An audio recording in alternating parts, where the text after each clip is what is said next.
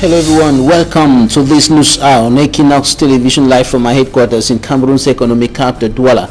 I am Babble Jonathan in the northwest region of the Republic of Cameroon. The regional delegation of secondary education reveals that 11 out of the 34 subdivisions of the region have been deprived of education by the 5-year-long Anglophone crisis, a crisis that has provoked the death of at least 92 teachers and some students. We'll bring to you details with our correspondent in Bamenda, Bustela, in this edition of the news. In the meantime, the stakeholders of education in the region are calling on the regional officials to pay special attention to this problem, notably the educational sector affected by the crisis. In the southwest region of the country, Governor Bena Okalie Bilai issues a warning to regional officials with regards to the holding of the session and the functioning of the regional institutions. He tells them they have to do everything to avoid disrespecting the law.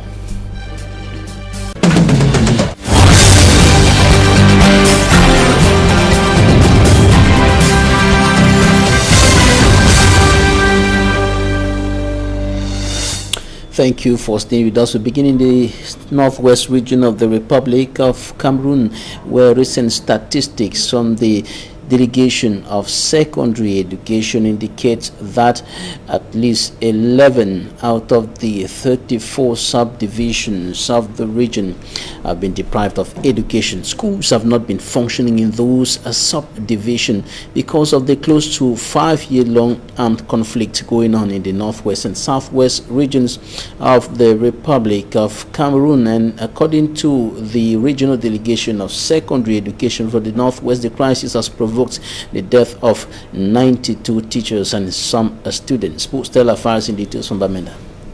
Loopholes in the educational and judicial systems, particular to English-speaking Cameroonians, form the basis of the current armed conflict. Secondary education statistics 5 years into the now armed conflict have been described as shocking. Between 2016 and June 1, 2021, when the report was presented by Ngwang Roland, regional delegate for secondary education for the Northwest, 340 students and 254 teachers were kidnapped. 3 students and 92 teachers died as a direct consequence of the crisis. Currently, 11 out of the 34 subdivisions of the Northwest region have no functioning schools operational. This means over 120,000 children are out of school, with a large majority stranded in their communities. Humbly accepting that the crisis has touched all the nooks and crannies of this region, I wish to say that the education sector has been hardest hit. So I wish to appeal that before being what we are, the wonderful citizens of this nation and this region that we are, we are first and foremost parents. So I'm appealing that anything that touches on these our kids, let's be sensitive about it. Let's be passionate. I wish to appeal that when the means shall be provided, sir, to this wonderful assembly, and you are locating the resources which would surely not be very much, not be enough, that when it comes to the budget, you should kindly see to it that all the afflictions that we named here, the efforts that we made so far, a boost should come from this august assembly. The Regional Assembly says they are setting aside 305 million francs CFA for the construction and equipping of 7 laboratories and workshops in technical schools in the 7 divisions of the Northwest region, the rehabilitation of destroyed classrooms and all vocational centers vandalized in the Northwest region, through the intensive direct labor approach. This money will also be used to carry out feasibility studies for the rehabilitation of destroyed schools and the creation of a regional vocational training center. The Northwest Regional Assembly and the House of Chiefs inclusive is expected to be an institution in its real meaning and not an event that was discussed to be organized at the major national dialogue, and it is only happening now. For at the end of their mandate, they will be judged by the reforms they brought and not how much they tried or how far they went in making life better in the Northwest region. and deliberations to vote the budget of the Regional Assembly is ongoing as we speak in the town of Bamenda. A section of representatives, or some representatives, are quoting the law and demanding the usual 15 days to be given, but the president is quoting other sections of the law, saying it's an emergency, and some representatives say they are avoiding errors of the past, and the budget as of now stands at 3 billion francs CFA pending adoption, and if adopted, the budget will be 3 billion francs CFA. Honorable Njinkum Musa Kesto at the National Assembly pleads with the representatives to accept the procedure and that it will be better next time. And deliberations are still going on in the Northwest Regional Chief Town, Bamenda. Now we take you to the Southwest region, where the governor has issued warnings against violation of the laws of the land, notably the laws on decentralization and the functioning of the regional institutions. He called on the regional officials to work within the ambit of the law for the well-being of the area under their command, notably the Southwest region. He was speaking during a session of the regional assembly, that is the regional assembly officials meeting today in Boya, discussing issues about the region, notably how to do their job in such a way as to restore peace and normalcy and enhance the development and well-being of the people of that region. Derijato reports. The Southwest Regional Council is in session to examine and adopt the 2021 budget. From when these members were installed, the Southwest population say very little is happening. In what was titled the statement from the representative of the state, Southwest Governor Bernardo Kaliabilai took the consciences of these members of the Regional Council to the Holy Bible. As a biblical passage from the Gospel according to Matthew chapter 5 verses 13 teaches us on this aspect. You are the salt of the earth. But if the salt loses its savor, wherewith shall it be salted? It is therefore good for nothing but to be cast out. It is in this spirit that I invite all bureau members of the Regional Executive Council and regional councillors present at this session of today to be the first to believe in this institution. A region that has witnessed its street and homes stained with blood. The Regional Assembly should not be another problem, he added. We should not forget that the creation of this Regional Assembly in implementation of one of the most important resolutions of the major national dialogue was a source of great hope among the leading forces of our region, as well as constitute for them a solution to the security challenges faced by our population. In this light, this regional council, which is a solution, should not become a problem.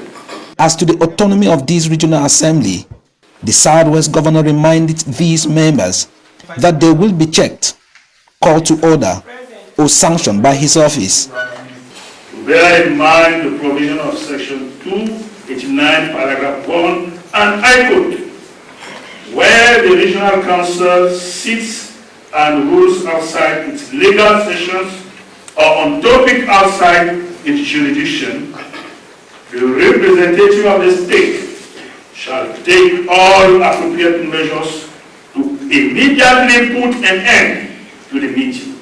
End of quote. And for 3 days, these members of the Southwest Regional Assembly will examine a draft budget of 2,750,000,000 francs CFA. Mayors from the northwest and southwest regions of the Republic of Cameroon have asked the government to increase the financial support destined to help them integrate and handle cases of disabilities in their municipalities. They say their context deserves a special consideration because the strength of their local revenue has been challenged or seriously adversely affected by the Anglophone crisis. The mayors were speaking in Yaoundé during a capacity building seminar on how to integrate physically challenged persons into the society, starting with their municipalities. The ceremony, organized by the Cameroon Baptist Convention in collaboration with the Ministry of Social Affairs, was an occasion for mayors to express their worries. Now take a listen to the mayor of Balikumba in the northwest region of the country and one of the organizers, Glory Ago. Balikumba being one of the councils that is already heavily involved in this process of integration with sustainable development, taking handicaps into consideration, given the fact that we already have the first phase of our social center, which has already been done, waiting for the second phase, and a good number of handicaps already working in our council. I think the message of the minister is clear to us, and we'll go back and try to strengthen in that domain to see that we have more than we do, more than we are doing already. And we call to on the ministry concerned, the Ministry of Social Affairs. We know much has been done, but we still look for them to do more, given the particular situation the Northwest and the Southwest are facing, and the difficulty our handicapped population are facing at this particular moment. We would like to make a call to them on behalf of all the mayors of the Northwest and the Southwest regions that more should be done in the social domain, especially when it comes to our handicapped population. The Cameroon Baptist Convention works in alignment with global policies, with national policies that has to do with protecting those who are socially vulnerable, in addition to its core objectives, which is providing care for all. And so, in accordance with the agenda for the Sustainable Development Goal, which is leave no one behind, persons with disabilities, according to the Constitution of Cameroon, they are persons who have rights on equal basis like persons without disabilities. And that is why we have brought together all the stakeholders that you see here today from the various councils, the mayors, those from the social action centers, to be able to practically train them on how to actually include persons with disabilities. Now to Bongala village in the southwest region of the Republic of Cameroon, where chieftaincy crisis has come to add to the socio-political and security crisis affecting that part of the southwest as well as the rest of Anglophone Cameroon. And the administration, notably the divisional officer for Boya, was in Bongala village in view of settling the crisis between the indigenes of Bongala village over the chieftaincy of the area. Derek Jatto, rather Davidson Maimo has more. Since the demise of Chief Ngumba Williams of Mbongala village in Bojongo Court area on the 4th of October 2019, the people of this village situated at the foot of Mount Cameroon with a beautiful view of the Atlantic Ocean are yet to have peace. The village is in turmoil as chieftaincy crisis continue to tear them apart despite having a new chief. In a crisis meeting ordered by Minat and chaired by the divisional officer of Boya subdivision, tension from two camps pushed the DO to order the press not to take any images. Nonetheless, in an interview with the press after the meeting, the DO called for calm, promising to look into all points raised by both camps. I've listened to the submission and all of that, and now we need verification. Now it is, if there were error, the error will be corrected. If there were not error, then we can just maintain this. The son of the late chief, Ngomba Ferdinand, whose document to Minat activated administration to revisit the chieftaincy saga, says the administration was misled.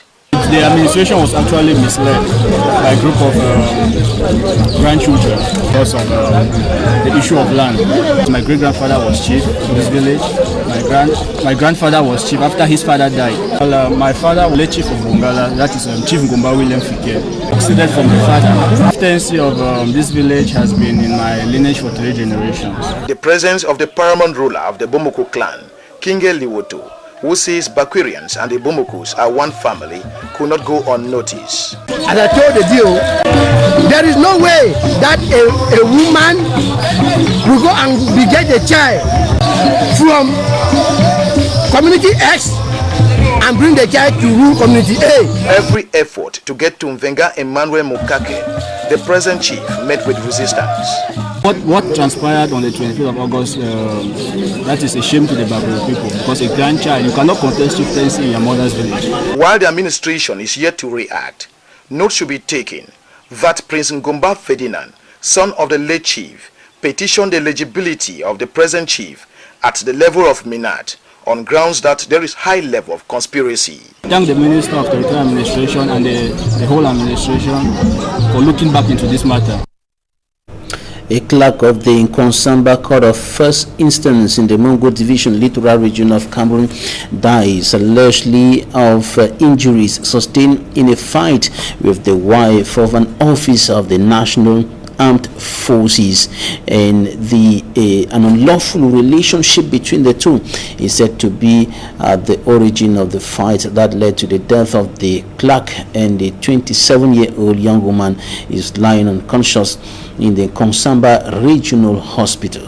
Details with Smanjik and Gabriel. The match on the ground was the only sign left behind after a fight that caused the life of an office clerk who is working at the Nkonsamba Court of First Instance. Aristide, as he was called, had a fight with his girlfriend Clarice at the Kilombo neighborhood because the girlfriend, who is married to a military officer, wanted them to put to an end to their relationship. A witness recounts. When someone is packing out, almost everything is removed, but with this case, just some few things were outside. After that, he closed the door and trashed the lady before sending her outside. S'il a même fermé la porte pour corriger sa fille, femme, ou bien il a mis la femme dehors, il a fermé la porte. According to the witness, the lady, Clarice, at each point provoked the man, reason for the confrontation outside the house. Elle arrête dans le poignet, elle secoue. Ça fait le bruit. Ça fait le bruit. The woman then returned to provoke the man. That is how the man followed the lady and caught her before another fight started outside. C'est là où se met donc derrière elle, il la poursuit. Au niveau de chez moi en haut là, la petite allée qui va comme ça là. C'est là qu'ils ont commencé à bagarrer. The man who had earlier beaten Clarice inside the house before engaging in a more bitter fight outside realized that he was bleeding as he went back to his house. As he went back home, that was when he discovered that he has been wounded and bleeding. He came out to look for a bike that will take him to the hospital. According to our sources at Kilombo neighborhood, the office clerk, Aristide, later gave up the ghosts on the way to the hospital, while Clarice is still unconscious at the Nkonsamba District Hospital. Catholic Church is stepping up the fight against immorality and sexual abuse allegedly being committed by some of its servants, and the Vatican has now included in its code of canon law procedure to prosecute priests who are found guilty of sexual abuse against minors, and this is to enhance the protection of minors. And we brought this to Reverend Father James Bansi, priest or parish priest of Ntale in the Manfred Diocese of the Roman Catholic Church, and these are the explanations that he gave. 1395 paragraph 2 says that a cleric who has offended in other ways against the sixth commandment, if the offense is committed by force or with a minor under the age of 18, such a cleric is to be punished with just penalties, not excluding dismissal from the clerical state if the case so warrants. We see that it was a bit vague and gave discretion to bishops in some cases to decipher the kind of sanctions to be meted out to clerics who violate or who abuse minors and vulnerable adults. A vulnerable adult is someone who goes to another with a problem needing help, and instead of helping the person, the adult or the person, in this case a cleric, who takes advantage of such an adult, maybe who has come for spiritual help or financial help or any guide. If such a cleric takes advantage and instead exploits the adult sexually, then if it can be proven in law that such a person did that, such a cleric did that, then the cleric can be sanctioned, the cleric can be prosecuted, not excluding dismissal from the clerical state.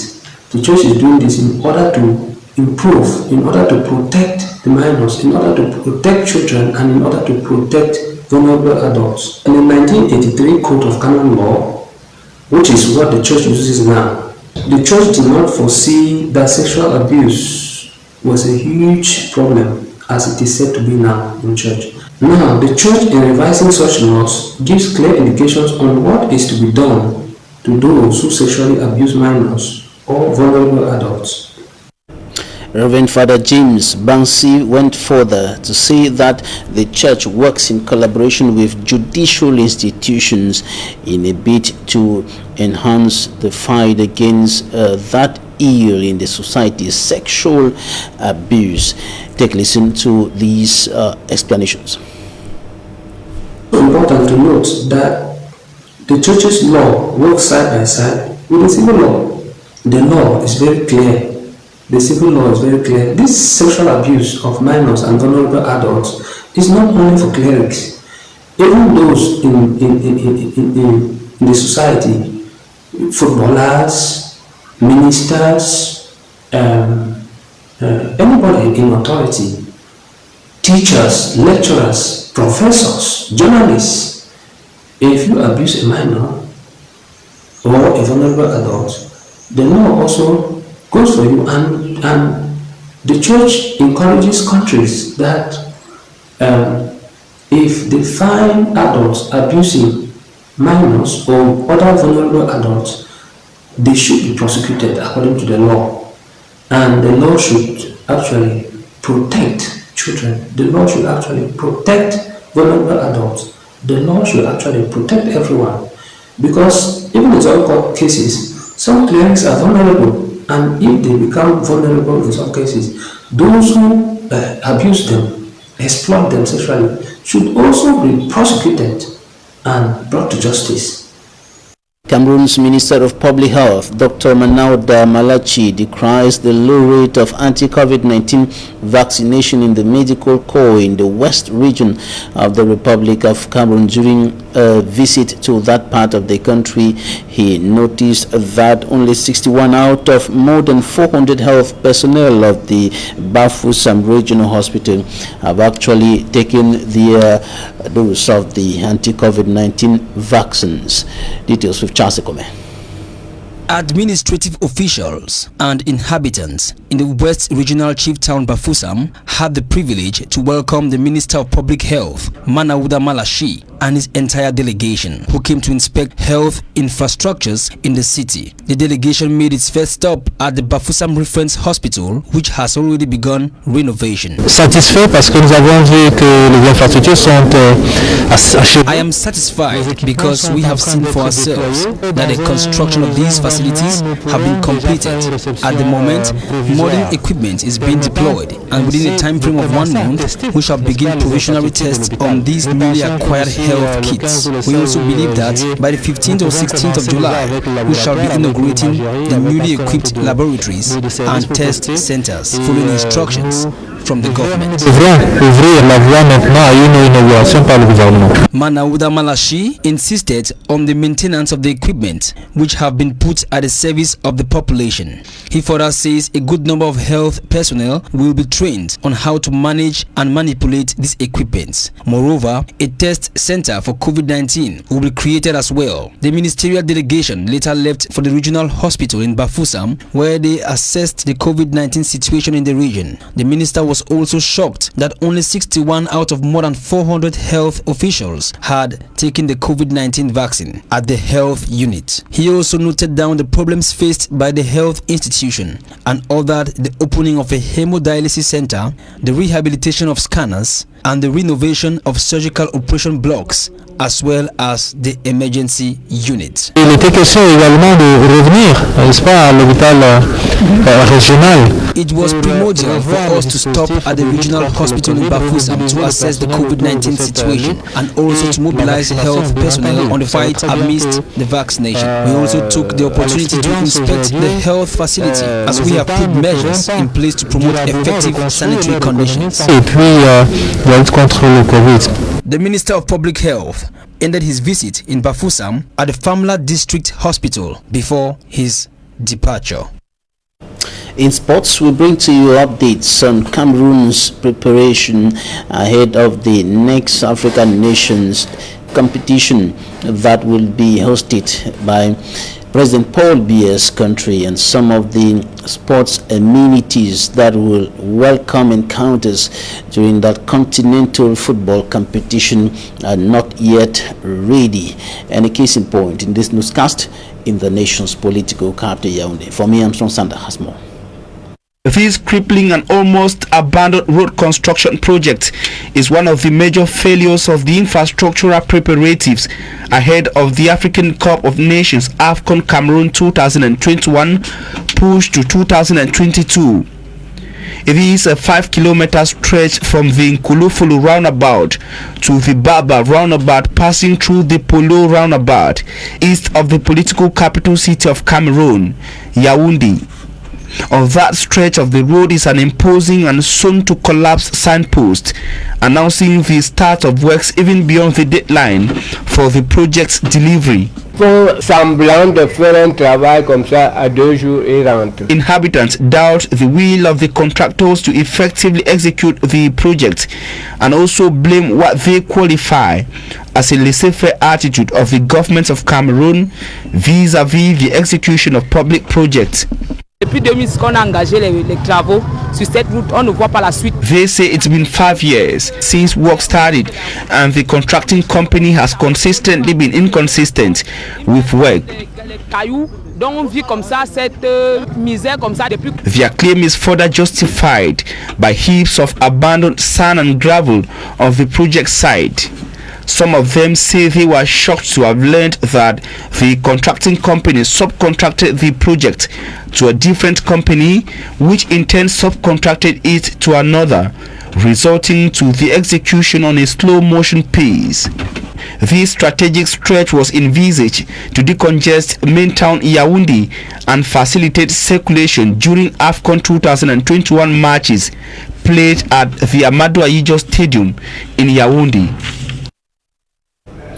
Talking Point is up next.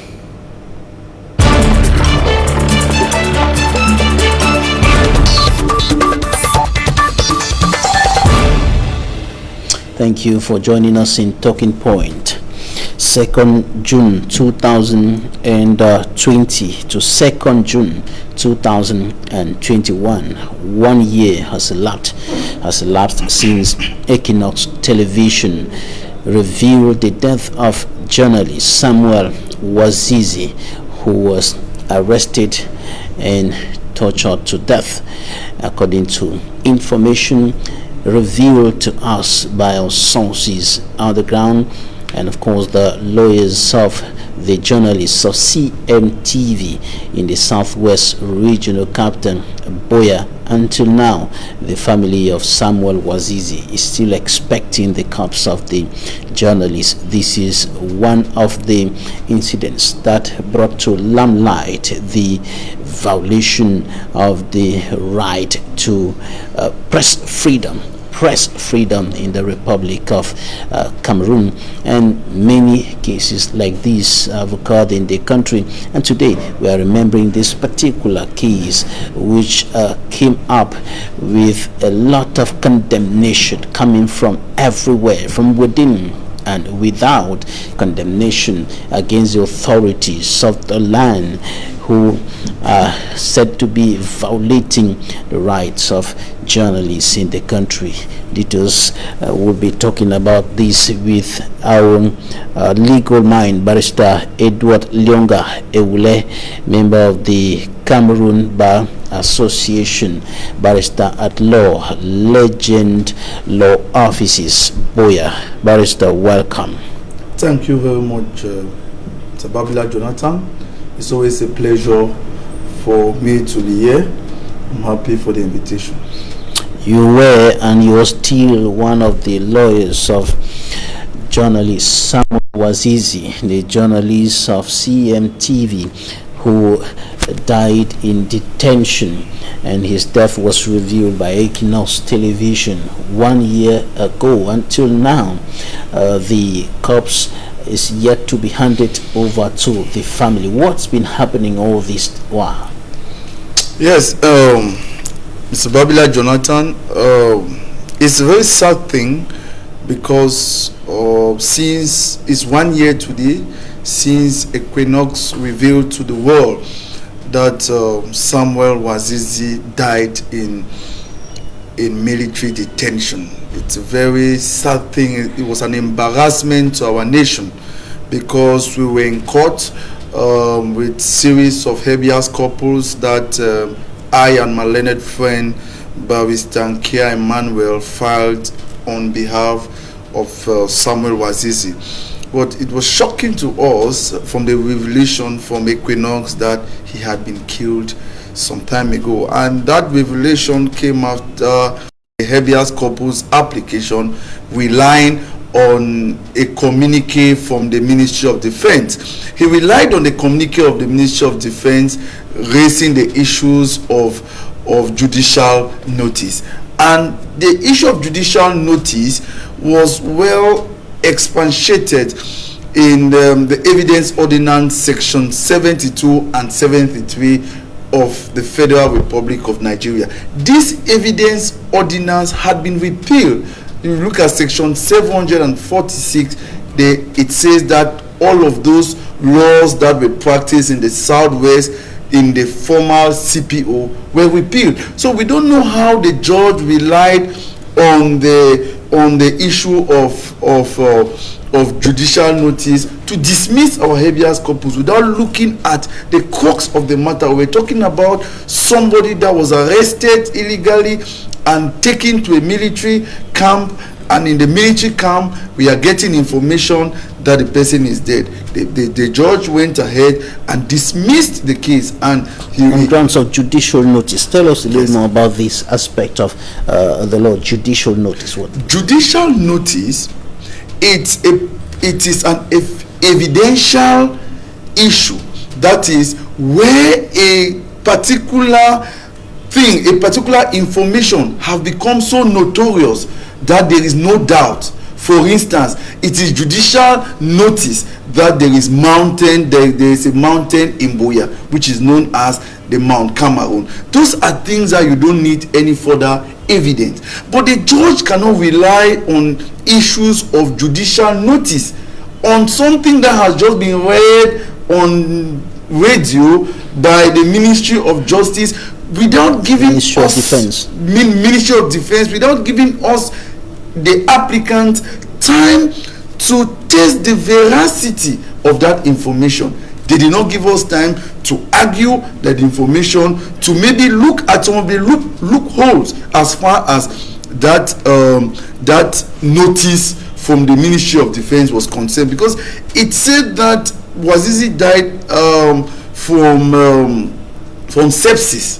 And if you look at sepsis, you look at the definition of sepsis, look at the Black's Law Dictionary 9th edition and other definition of sepsis, it talks about internal wounds. If you really ask, so how did he get those wounds? Because when I last saw him at the 3rd District Police Station in Munya, he was fine. And even the governor of the Southwest region testified when journalists went there that at the time that Wazizi left Buea, Wazizi was in good health, that Yaoundé should be asked. So, Mr. Babila Jonathan, at this time, we are presently at the Southwest Court of Appeal, and we are appealing the decision from the High Court of Faku because we filed 2 habeas corpus and it was dismissed. At this moment, we are presently at the Court of Appeal Southwest region, and I think the matter is coming up on the 8th of June 2021, and we are raising serious issues looking at the procedure that was used for our habeas corpus to be dismissed, and we are asking the court to tell the state of Cameroon to produce Bouazizi either dead or alive. Let Bouazizi be produced, let the family have the closure, and in most cases we are even asking reparation for the family because the procedure was not followed. He died in military detention. And the French ambassador,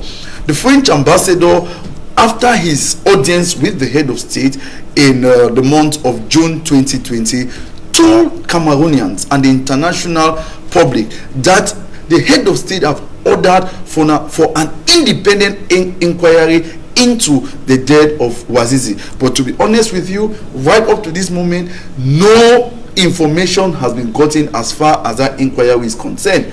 Speaking on Equinoxe Television, the head of the communication division or department of the Ministry of Defense indicated that the Ministry of Defense was waiting for the family to come for the corpse, and that they had informed the family to come take the corpse of Wazizi. 1 year has elapsed and the corpse is still nowhere to be found. What are they saying about the corpse? What are they saying about where is the whereabouts of the corpse of Samuel Wazizi? We are very close with the family.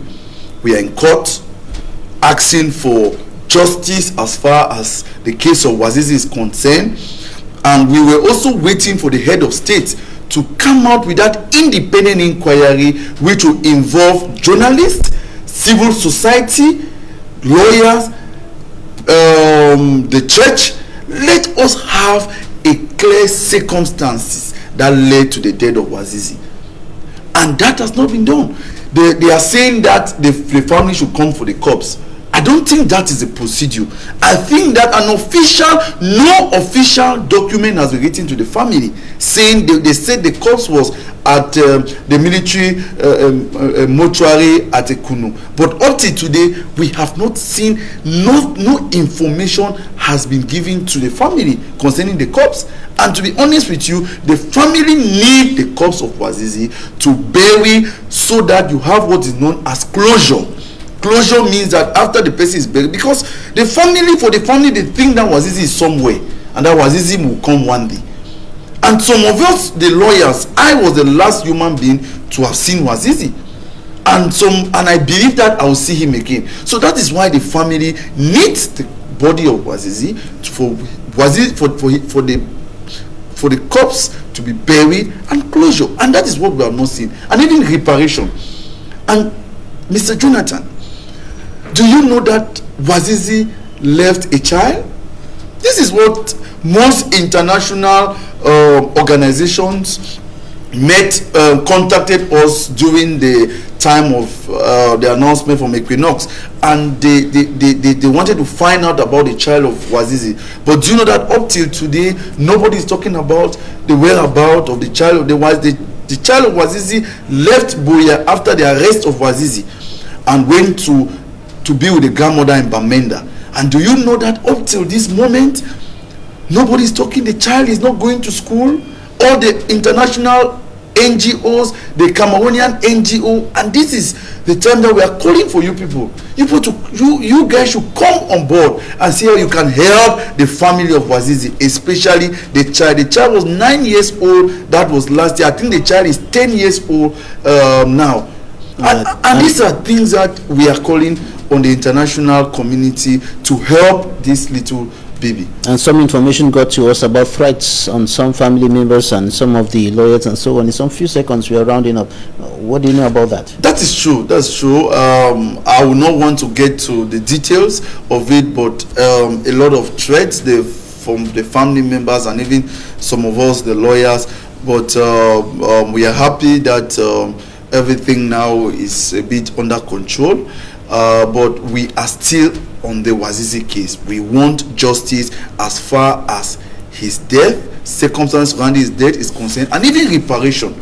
Right, Barrister Edward Lionga Eule, a member of the Cameroon Bar Association, barrister at law, legend or law offices in the Boya. Thank you for joining us today. Thank you. It's always a pleasure for me to be here, and I'll be ready to come back anytime I'm given the opportunity. Thank you. Thanks, ladies and gentlemen, for staying with us. Equinoxe is up next.